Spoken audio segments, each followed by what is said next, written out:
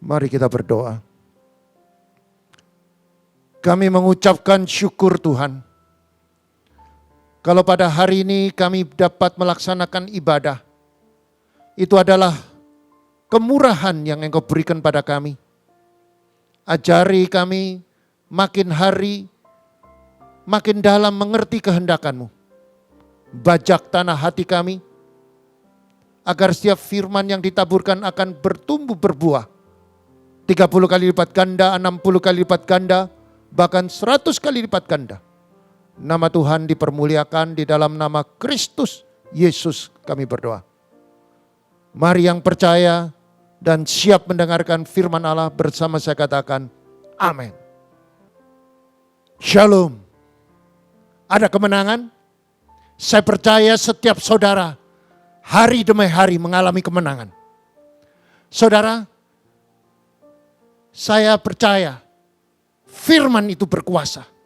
Jika kita deklarasikan dan kita punya iman dan kita melakukan, ada mujizat besar terjadi.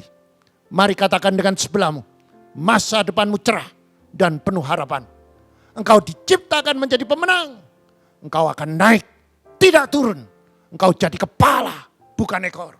Apa yang kau kerjakan pasti berhasil dan beruntung. Saudara yang terkasih, hari ini saya akan membawakan firman Tuhan dengan tema Indonesia bangkit dan Indonesia merdeka. Saudara yang terkasih, tanpa kita sadari bahwa kita baru saja merayakan hari ulang tahun kemerdekaan negara kita yang kita cintai ke-76. Kita tidak merasakan selama 76 tahun kita menghadapi masa-masa sulit, kesulitan demi kesulitan, masalah demi masalah, dan selalu disertai oleh Tuhan. Dan kita mengalami terobosan demi terobosan. Saya percaya itu adalah berkat doa dari orang-orang yang beriman kepada Tuhan Yesus Kristus. Hari-hari ini kita sedang menghadapi badai COVID-19. Dan perlu saya sampaikan kepada setiap saudara, jangan pernah rasa takut. Jangan pernah khawatir. Memang saudara, hari-hari ini kita sering mengalami tantangan. Kita mengalami berita-berita yang tidak baik. Tetapi perlu saya sampaikan, jangan takut. Karena sudah dibuktikan selama 76 tahun bangsa kita ini. Kita melewati badai demi badai. Dari masalah keamanan sampai ke masalah moneter. Kita pernah mengalami devaluasi. Kita pernah mengalami kekacauan. Dan lain-lain. Tetapi Tuhan selalu memberikan jalan keluar. Itu adalah berkat doa. Itu adalah karena cinta kasih Tuhan. Maka dari itu saudara ucapkan syukur. Kalau selama 76 tahun Indonesia merdeka sampai hari ini. Walaupun kita sedang menghadapi badai demi badai sampai pada hari ini. Yaitu badai yang kita hadapi COVID-19 ini. Sekali lagi, jangan takut. Saudara yang terkasih, saya percaya dengan doa yang intens, doa yang bertalu-talu, maka COVID ini bisa ditaklukkan. Dengan kesatuan yang dimulai dari keluarga kita. Dari keluarga yang berdoa. Dari doa itu, kita mendapatkan hikmat. Dari doa itu, mata rohani kita dicelikkan. Mana yang menjadi kelemahan kita. Supaya kita melakukan perbaikan. Supaya kita bertobat. Dan melalui doa ini, saya percaya saudara, kita akan melewati badai COVID-19. Bukan saja melewati, tapi kita mendapatkan kemenangan. Melalui COVID, saya percaya di belakangnya ada berkat yang luar biasa yang akan kita nikmati bersama-sama di negara kita yang tercinta ini. Saudara, pemulihan suatu bangsa berada di tangan Allah. Satu negara bisa dipulihkan, semuanya tergantung dengan Allah. Sehebat-hebatnya manusia, sehebat-hebatnya manusia bisa membawa manusia pergi ke planet Mars. Sehebat-hebatnya manusia melakukan teknologi yang canggih. Tapi hari ini saudara, manusia mendapatkan tantangan menghadapi COVID-19. Yang mana bisa melumpuhkan seluruh dunia. Maka dari itu saya katakan, kita semuanya harus bersatu untuk menghadapi COVID-19 ini dengan apa? Berdoa dimulai dari keluarga. Bertobat dimulai dari keluarga. Mari kita baca di dalam kitab 2 Tawarik pasal 7 ayat 11 sampai 14. Saya baca yang 11, saudara baca yang 12, kita bersaut-sautan. Tuhan menampakkan diri kepada Salomo untuk kedua kalinya. Demikian Salomo menyelesaikan rumah Tuhan dan istana raja.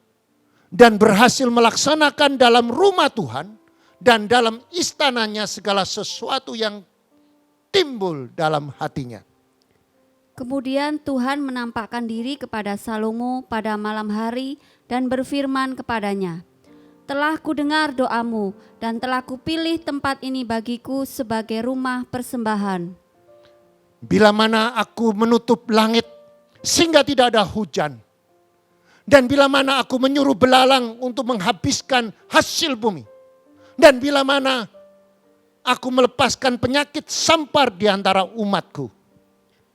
Dan umatku yang atasnya namaku disebut merendahkan diri, berdoa dan mencari wajahku, lalu berbalik dari jalan-jalannya yang jahat, maka aku akan mendengar dari surga dan mengampuni dosa mereka serta memulihkan negeri mereka." Saudara perhatikan. Kalau kita membaca ayat dalam 2 Tawarik pasal 7 saudara. Ayat 11 sampai 14. Ini menggambarkan bahwa Allah yang dapat mendatangkan malapetaka melalui musim kekeringan. Allah berkuasa. Allah dapat mendatangkan malapetaka di dalam bumi ini saudara. Melalui musim kekeringan. Bahkan Allah juga mampu mengirimkan belalang untuk memakan habis segala tanaman. Atau Allah juga mampu mengirimkan bala sampar yang membunuh manusia maupun binatang pada sebuah kota atau suatu negeri. Dan Allah juga sanggup memulihkan negeri tersebut dari segala malapetaka yang melanda di negeri itu saudara. Artinya saudara, setiap malapetaka atau pemulihan itu ada di tangan Allah. Sejahtera atau penderitaan suatu bangsa, semuanya ada di tangan Allah. Allah yang menentukan. Allah bisa menentukan sebuah negara menjadi damai sejahtera. Allah juga bisa membuat suatu negara menjadi menderita. Tetapi saudara perlu saya sampaikan bahwa Allah yang kita sembah adalah Allah yang maha adil. Dan Allah yang maha kasih. Allah yang kita sembah dalam nama Kristus Yesus.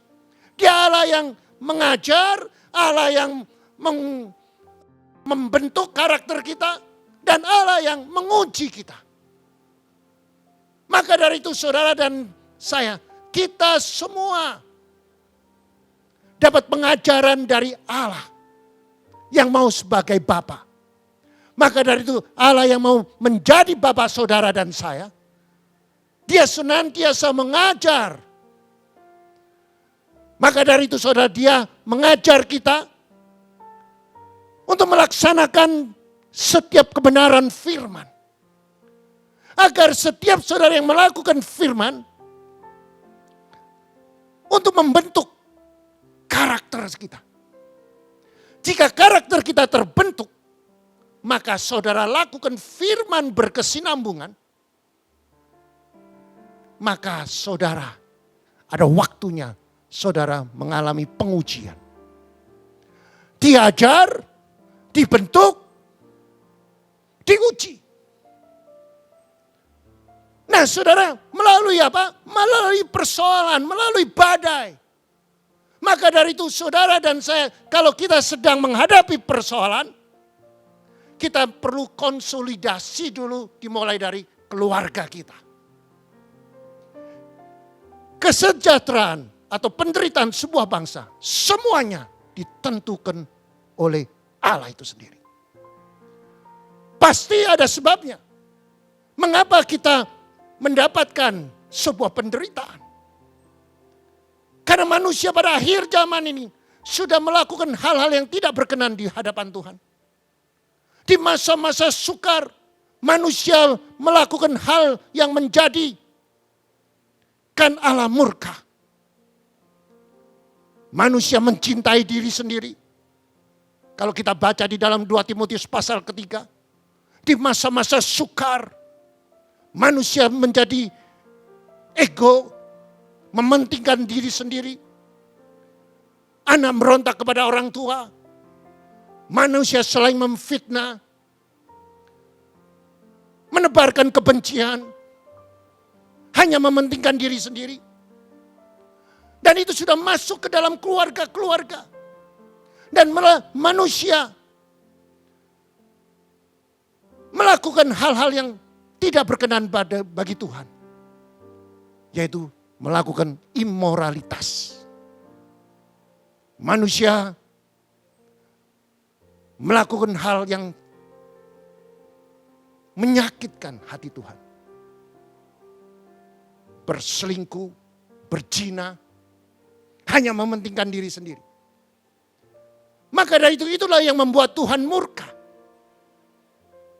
Maka dari itu saudara yang terkasih, hari ini kita mau belajar. Mari kita simak hal-hal yang berkaitan dengan sebuah bangsa yang sedang mengalami masalah. Dan kita rindu ada pemulihan. Kita rindu supaya terjadi suatu terobosan di dalam masa-masa sukar ini. Maka dari itu saya mengajak saudara untuk menyimak. Kita perlu mencari apa menjadi penyebab, apa menjadi persoalan sehingga Tuhan murka. Saudara, terlebih dahulu kita mau belajar. Allah berkuasa mengatur dan menentukan segala sesuatu di bumi ini. Yang tadi sudah saya sampaikan, Dia bisa mengatur bahwa akan terjadi musim yang kering. Dia bisa mengirimkan belalang. Coba kita baca di ayat yang ke-13. Bila mana aku menutup langit sehingga tidak ada hujan. Dan bila mana aku menyuruh belalang menghabiskan hasil bumi. Dan bila mana aku melepaskan penyakit sampar di antara umatku. Saudara perhatikan. Allah yang kita sembah itu Allah yang maha kuasa. Dia bisa menutup langit saudara. Tujuan apa? Supaya tidak ada hujan. Saudara bisa bayangkan saudara. Kita ingin ada terjadi hujan, saudara. Ada rekayasa ngirim pesawat ke langit dan buang bertonton garam dan lain-lain, saya nggak tahu. Maka turunlah hujan sedikit, saudara. Tetapi hanya pada kata Allah katakan, langit ini tertutup, maka tidak akan terjadi hujan. Seperti terjadi pada masa zaman Elia. Elia mengucapkan, Tuhan akan terjadi 3,5 tahun tidak ada hujan, tidak ada embun. Maka terjadilah kekeringan. Itulah Allah, saudara. Ia bisa menutup langit dan tidak ada hujan yang turun membasahi bumi ini. Sehingga matilah tanaman yang ditanam, saudara. Maka dari itu, saudara, bukan saja dia bisa menutup langit dan bumi. Dia bisa mengirimkan belalang. Dia bisa mengirimkan belalang-belalang untuk memakan habis hasil di bumi ini. Tanaman-tanaman. Saudara, belalang, saudara, kalau kita lihat, belalang adalah binatang yang kecil. Dan belalang itu bisa diperintahkan. Saudara, saya tidak pernah. Kalau melihat sirkus, ya, sirkus itu binatang bisa diperintahkan untuk melakukan hal-hal yang pandai. Misalnya anjing dan lain-lain, saudara. Tetapi saya tidak pernah binatang belalang bisa diperintah untuk melakukan sebuah aktivitas. Hanya Tuhan, saudara. Tuhan bisa memerintahkan belalang untuk memakan habis semua tanaman. Maka dari itu jangan main-main, saudara. Dan Tuhan juga bisa mengirim penyakit sampar di antara umatnya. Saudara, bicara tentang penyakit sampar, itu seperti wabah, virus, yang mana sekarang sedang terjadi pada akhir zaman ini. Dengan dikirim virus yang kecil ini, menggoncangkan seluruh bumi, saudara. Baik negara yang superpower, sampai negara berkembang, sampai negara kecil, semuanya mengalami kegoncangan. Maka dari itu, saudara, kita harus mencari apa penyebabnya. Sehingga saudara dan saya tidak dapat merdeka lagi. Memang negara kita sudah merdeka, tetapi aktivitas kita sehari-hari terbelenggu tanpa kita sadari. Tidak ada kemerdekaan lagi. Kalau dulu kita bisa berkomunikasi tanpa batas, sekarang kita ada batasnya. Kalau kita mau berkomunikasi, kita harus pasang jarak. Kalau kita mau berkomunikasi selain pasang jarak, kita harus punya jarak yang cukup. Kita harus pasang masker. Dulu 1 masker, sekarang harus 2 masker. Saudara, saya nggak tahu. Tahun depan, 1 bulan ke depan, apakah masker itu harus ditambah lagi? Tidak ada yang tahu. Tetapi yang kita tahu, kita butuh Tuhan. Dunia membutuhkan Tuhan. Karena seluruh pakar-pakar, baik pakar medis, pakar ekonomi, semuanya belum menemukan jalan keluar. Mari kita merenungkan. Allah berbuat demikian. Apa yang menjadi penyebabnya? Saudara, firman Tuhan mengatakan, umatnya berdosa kepadanya. Umatnya tidak menghargai kasih yang khusus. Umatnya tidak menghargai hubungan yang khusus. Antara Bapa dengan anak, antara Allah dengan manusia. Maka dari itu saudara, mari kita buka di dalam 2 Samuel pasal 12 ayat 8 dan 9. Mari kita baca berganti-gantian. Telah kuberikan isi rumah tuanmu kepadamu, dan istri-istrinya Tuhanmu ke dalam pangkuanmu. Aku telah memberikan kepadamu kaum Israel dan Yehuda. Dan seandainya itu belum cukup, tentu kutambahkan lagi ini dan itu kepadamu. Mengapa engkau menghina Tuhan dengan melakukan apa yang jahat di matanya? Uria orang Het itu kau biarkan ditewaskan dengan pedang. Istrinya kau ambil menjadi istrimu dan dia sendiri telah kau biarkan dibunuh oleh pedang Bani Amon. Saudara perhatikan. Ini adalah sebuah teguran. Bahwa pada waktu Daud menjadi kekasihnya Tuhan. Daud melakukan apa yang Tuhan mau. Tetapi pada waktu dia sedang menikmati kejayaannya. Pada waktu dia berjalan-jalan di soto. Di atas rumah. Dan dia melihat seorang wanita sedang mandi. Dan dia sedang diintip oleh dosa. Dan dia izinkan dosa itu masuk di dalam pikirannya. Tiba-tiba dia mempunyai keinginan untuk memiliki istri orang. Nah, kalau kita baca di dalam ayat yang ke-8 ini dikatakan, telah aku beri isi rumah Tuhanmu kepadamu. Artinya dari Saul diberikan kepada Daud. Semua yang milik Saul itu diberikan kepada Daud. Kerajaannya, seluruh rumah tangganya, semuanya menjadi milik Daud. Dan Tuhan mengizinkan. Bahkan bukan saja itu, selain rumah tangganya, negeri atau bangsa Israel dan Yehuda diberikan Daud untuk memimpin. Bahkan dia katakan kalau tidak cukup, Tuhan ngomong akan kutambahkan. Ini adalah teguran dari Tuhan kepada Daud.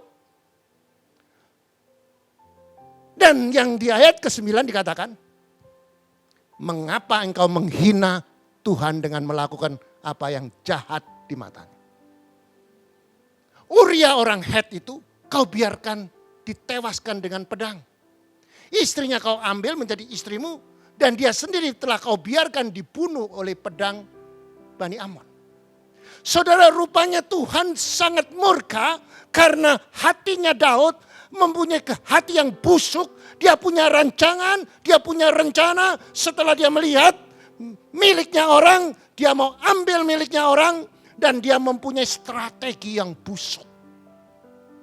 Dia mempunyai pikiran yang licik dan jahat. Dan bengis, saudara.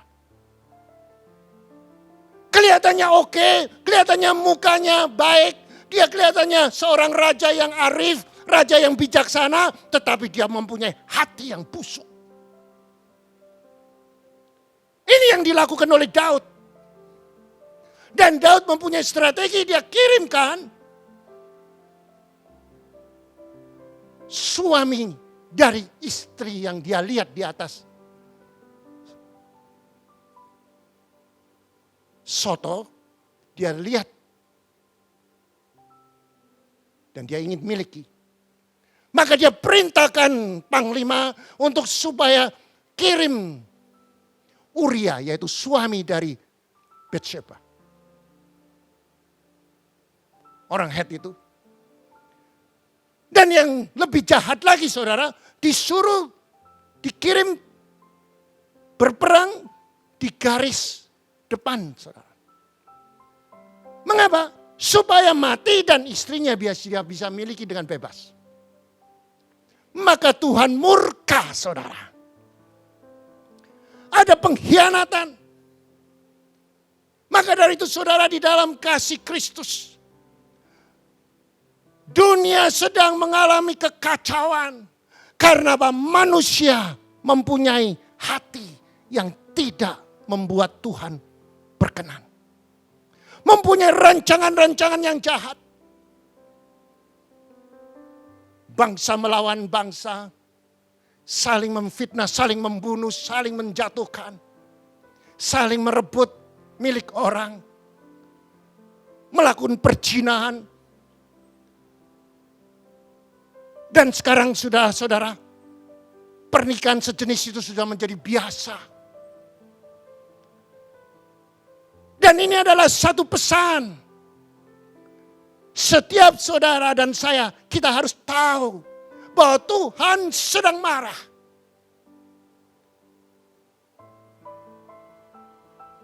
Dan inilah kita perlu merefleksikan apa yang pernah terjadi pada zaman 6.000 tahun yang lalu.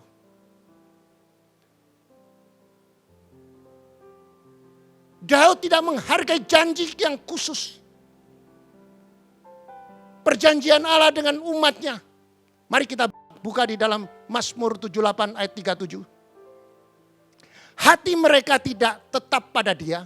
Dan mereka tidak setia pada perjanjiannya. Saudara, Daud ingin melakukan sesuatu, yaitu melanggar kebenaran firman Allah. Dia merampas istrinya orang, bahkan dengan cara yang busuk, membiarkan, memerintahkan suaminya untuk berperang di garis depan. Dan akhirnya Uria mati, saudara. Hati mereka tidak tetap pada Tuhan. Dan mereka tidak setia pada perjanjiannya Tuhan. Di dalam 10 perintah Allah, salah satu mengatakan, jangan suka mengambil milik orang.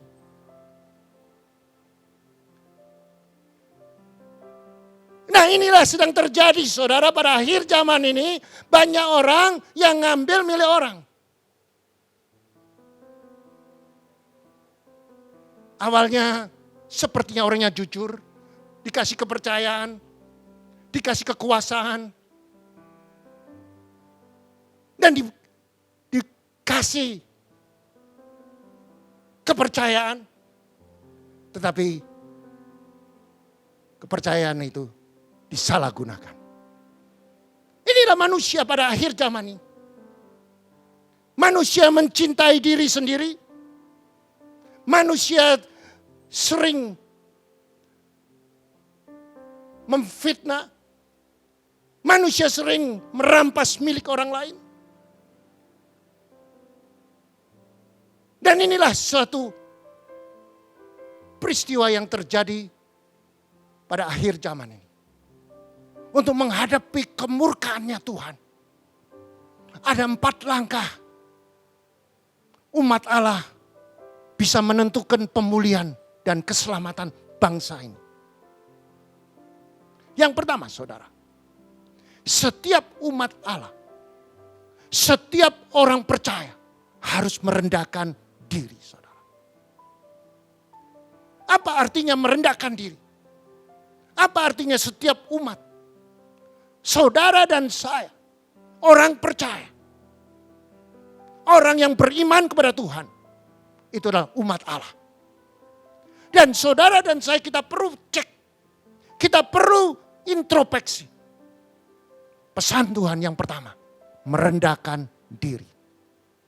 Mari kita buka di dalam 2 Tawarikh pasal 7 ayat 14. Dan umatku yang atas nama disebut merendahkan diri, berdoa dan mencari wajahku, lalu berbalik dari jalan yang jahat, maka aku akan mendengar dari surga dan mengampuni dosa mereka serta memulihkan negeri mereka.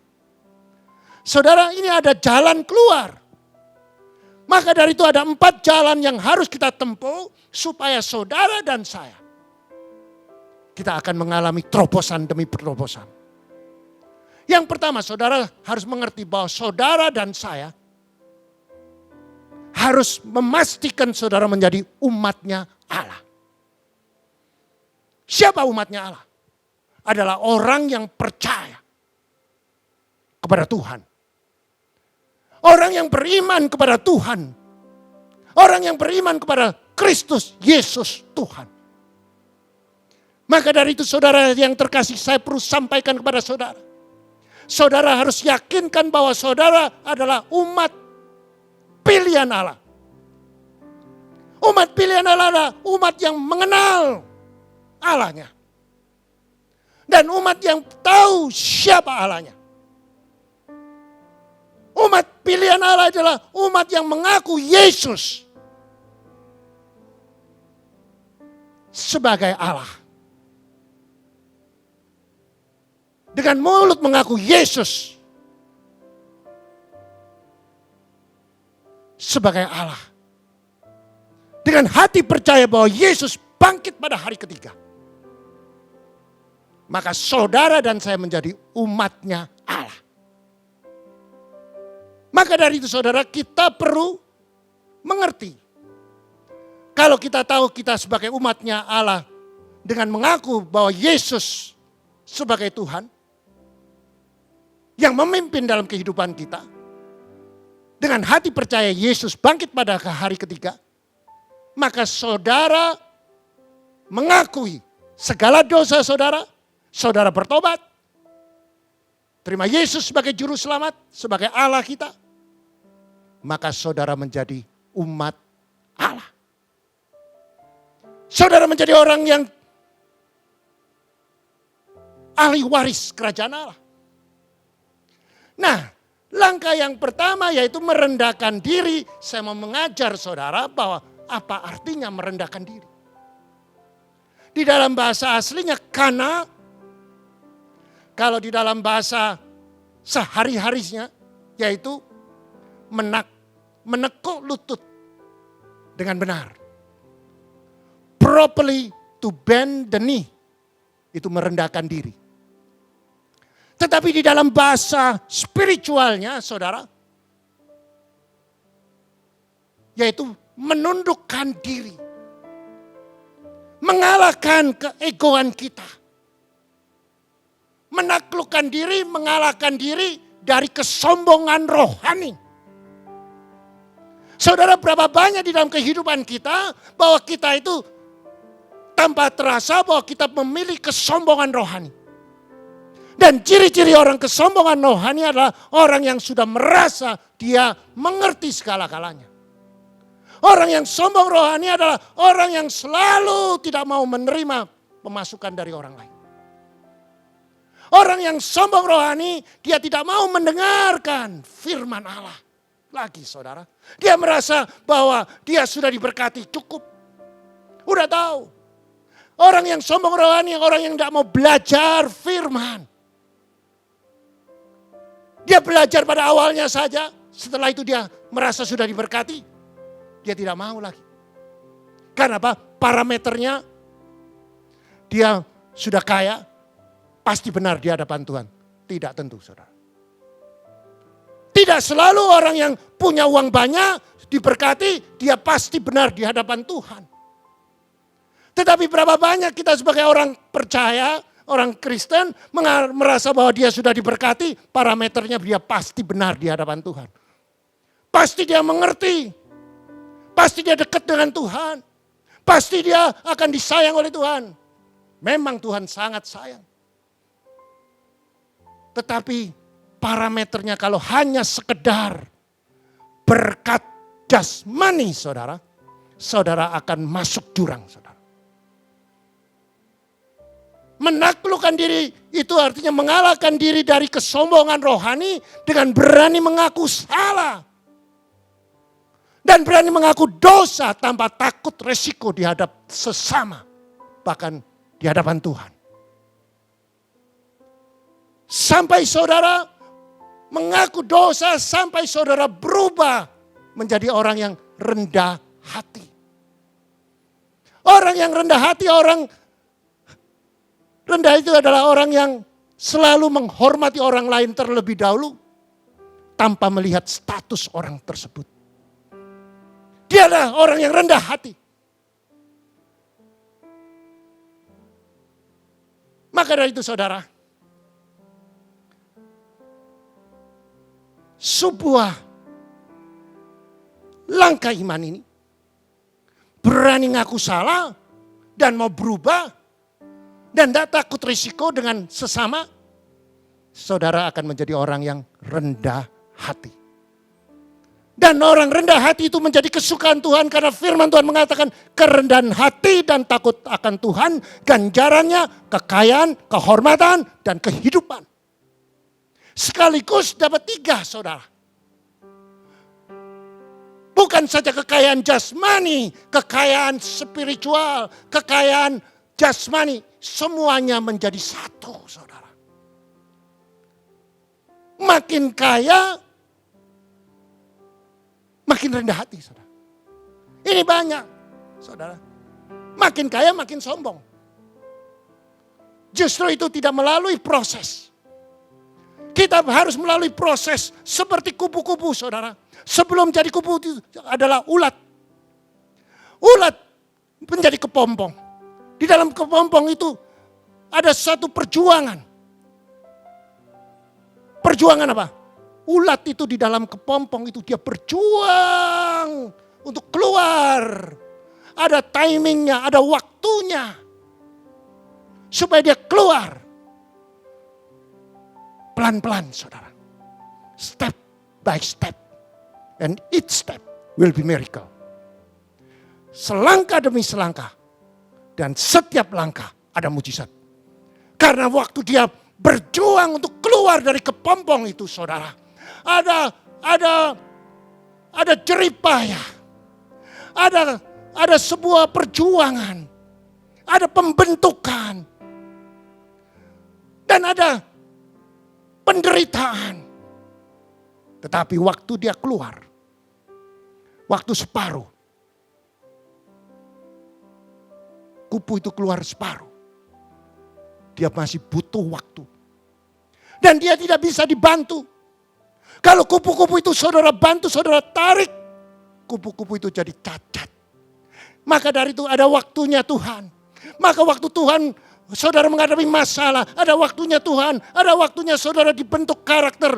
Bagaimana saudara perlu firman. Firman merestorasi saudara. Firman menguatkan saudara. Firman mengubah karakter saudara. Sampai saudara menjadi kupu-kupu yang indah di hadapan Tuhan. Karaktermu berubah. Sudah melewati rendah diri, berubah. Sampai menjadi rendah hati, saudara. Yang kedua, saudara. Di ayat ke-13 dikatakan berdoa. Berdoa bicara tentang membangun komunikasi 2 arah. Dengan Tuhan dimulai dari hati yang tulus dan murni. Sampai kedua pihak saling mengerti. Dan kalau saling mengerti yang didasari oleh firman Tuhan. Saudara, berapa banyak kita berdoa seperti orang order, saudara. Tuhan, saya minta ini. Tuhan, tolong ini. Tuhan, tolong jagain ini. Tuhan, saya baru melakukan usaha ini. Tuhan, tolong berkati Tuhan. Tuhan, kirimkan customer. Tuhan, kirimkan langganan. Tuhan, tolong jagai anakku, Tuhan. Anakku ini baru mau masuk ke universitas. Tuhan, lindungi. Doa kita hanya doa. Hanya order, saudara. Tetapi hari ini kita mau belajar lebih lagi. 1 tingkat, saudara. Kita berdoa 2 arah, saudara. Waktu kita berdoa, kita baca firman. Waktu kita berdoa, kita diingatkan firman. Buka firman. Waktu kita berdoa, kita luapkan isi hati kita kepada Tuhan. Waktu kita berdoa, kita menunggu waktu Tuhan berbicara. Tuhan bisa bicara di dalam hati saudara. Dan setelah itu saudara harus cek dengan firman Allah. Saudara baca firman, tiba-tiba itu kalau connect, itu suara Tuhan. Berdoa itu harus 2 arah. Sampai apa? Saling mengerti.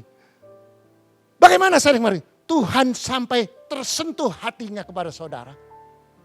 Dan saudara mengerti apa yang keinginannya Tuhan. Maka doa itu menjadi doa yang berkuasa. Yang ketiga, saudara. mencari wajah Tuhan untuk bisa menyatu, menunggal dengan Tuhan.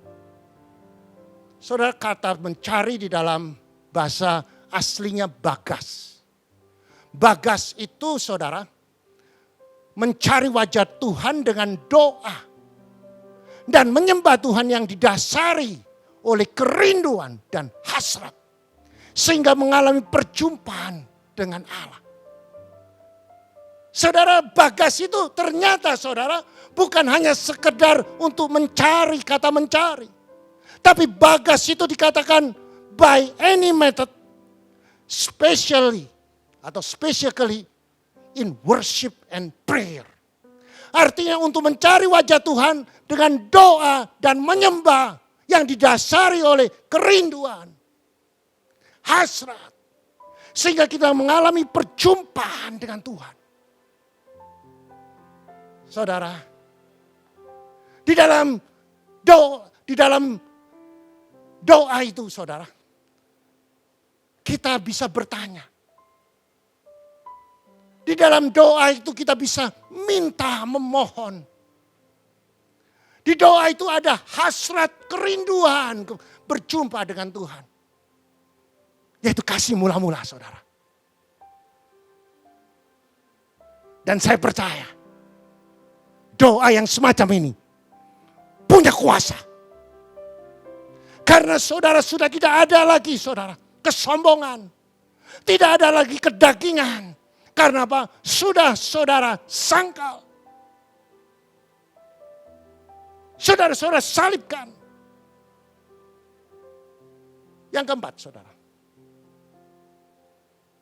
Berbalik dari jalan yang jahat. Turning back to God. Di dalam bahasa aslinya sop. Artinya bertobat saudara. Saudara, banyak sekali kita mengatakan aku sudah bertobat. Parameter bertobat itu dimulai dari mana? Dari hati yang menyesal. Kalau hatinya hanya tidak ada penyesalan, tidak ada keinsafan, itu bukan bertobat.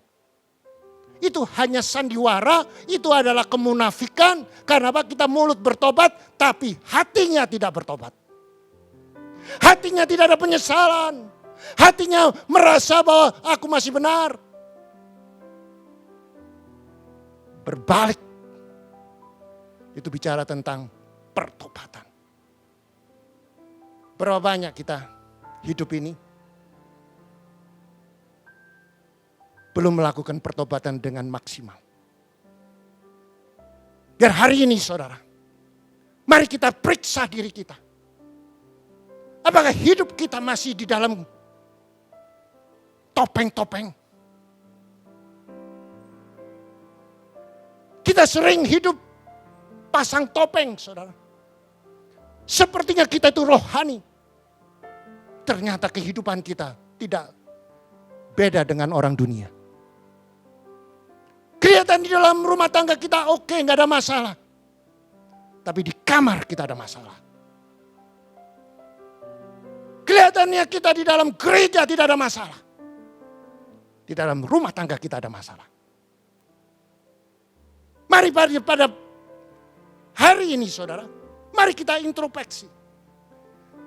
Kita mulai dari Yerusalem kita. Kita mulai dari diri kita.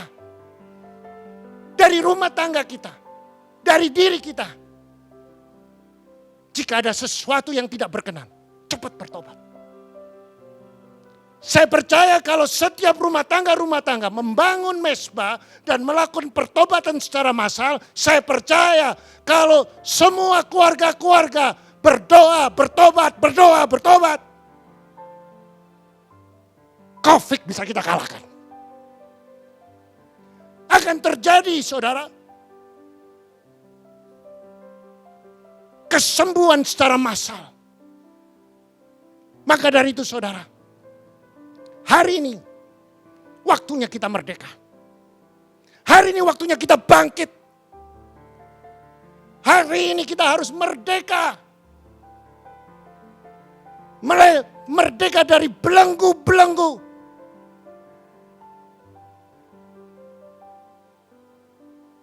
membelenggu dosa. Saudara, kata merdeka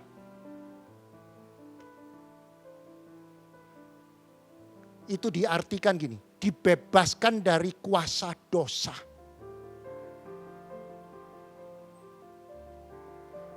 Saudara, kemerdekaan yang dimaksud di dalam bahasa Grekanya, saudara, Eliotero. Eliotero itu artinya apa, saudara? Dibebaskan dari kuasa dosa. Set a liberty from the dominion of sin. Dibebaskan dari kuasa dosa. Pada waktu kita mengambil keputusan untuk berubah, insaf, kalau kita sudah dibebaskan dari dosa, maka doa orang benar dengan yakin didoakan, besar kuasanya. Mari kita buka di dalam kitab Yakobus pasal 5, ayat 15 sampai 16. Saya baca yang 15, saudara baca 16. Dan doa yang lahir dari iman akan menyelamatkan orang sakit itu, dan Tuhan akan membangunkan dia. Dan jika ia telah berbuat dosa, maka dosa itu akan diampuni. Karena itu hendaklah kamu saling mengaku dosamu dan saling mendoakan supaya kamu sembuh. Doa orang yang benar bila dengan yakin didoakan sangat besar kuasanya. Saudara perhatikan ayat yang ke-16. Karena hendaknya kamu saling mengaku dosa, saudara, dan saling mendoakan supaya apa? Kamu sembuh. Artinya kita harus saling mengaku dosa. Maka pada waktu engkau mengaku dosa, insaf, berbalik, meninggalkan dosa.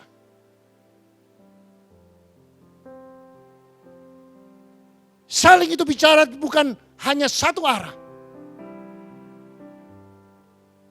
Saling itu bicara berlomba-lomba mengaku dosa di dalam rumah tangga kita. Aku berdosa, aku salah. Aku minta ampun. Aku menyesal.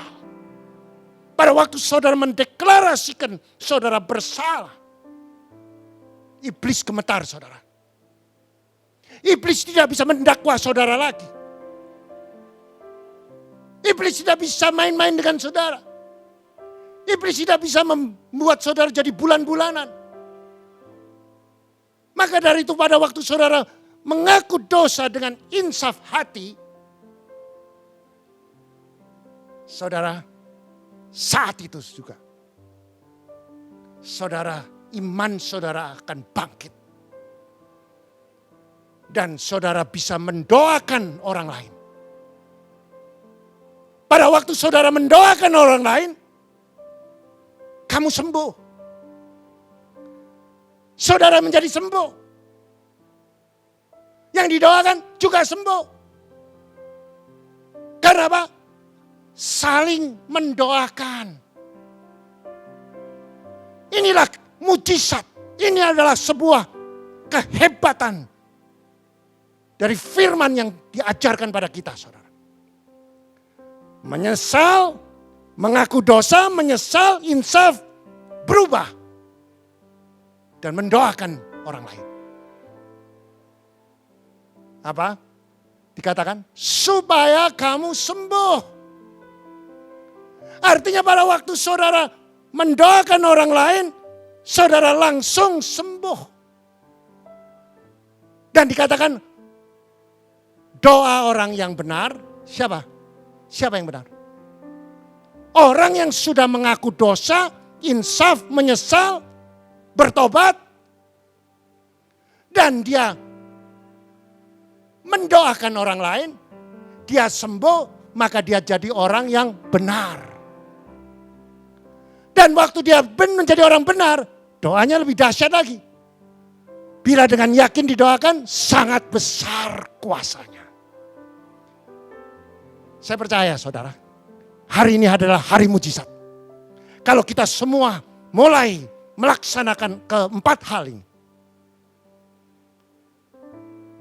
kita akan merdeka. Kalau semua keluarga-keluarga melakukan hal-hal yang sama, mujizat-mujizat terjadi, kita tidak akan tertular satu dengan lain, karena ada Tuhan. Maka mujizat besar akan terjadi. Bangsa kita akan merdeka dari COVID-19. Kita bisa berdagang bebas. Dan itu menjadi doa kita, saudara.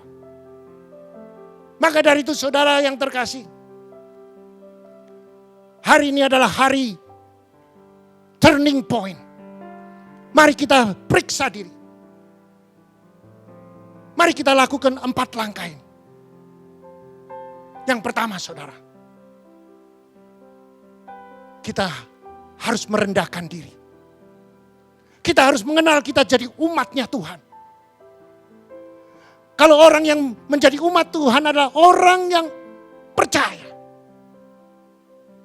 Yesus adalah juru selamat. Dengan mulut mengaku Yesus Tuhan, dengan hati percaya dia bangkit pada hari ketiga. Saudara menjadi umatnya Allah. Umatnya Tuhan.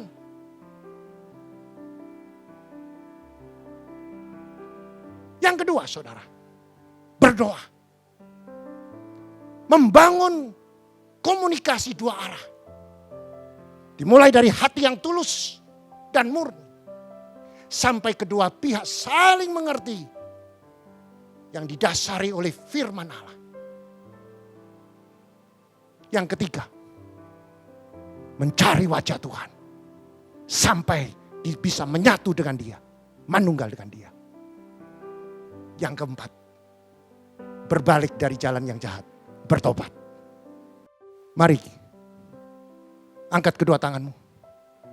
Jika engkau mendengarkan firman dan melakukan, tidak menyimpang ke kiri dan ke kanan, maka Tuhan akan buka tingkap-tingkap langit. Diberkatilah suamimu, diberkatilah istrimu, diberkatilah anak cucumu, diberkati kedua orang tuamu, diberkatilah kedua mertuamu, diberkatilah sanak saudaramu, diberkatilah kesehatanmu, diberkati pelayananmu, diberkatilah kerohanianmu, diberkatilah usaha pekerjaanmu, diberkati tokomu, diberkati pabrikmu, diberkati ladangmu, diberkati ternakmu. Engkau akan naik tidak turun, engkau jadi kepala bukan ekor. Engkau tidak hutang melainkan mengutangi seluruh bangsa. Masuk diberkati, keluar diberkati. Apa yang kau kerjakan semuanya berhasil dan beruntung. Terimalah berkat damai sejahtera dan persekutuan Roh Kudus mulai hari ini sampai Maranatha dan sampai Tuhan Yesus datang kedua kalinya. Mari yang percaya dengan iman bersama saya katakan amin.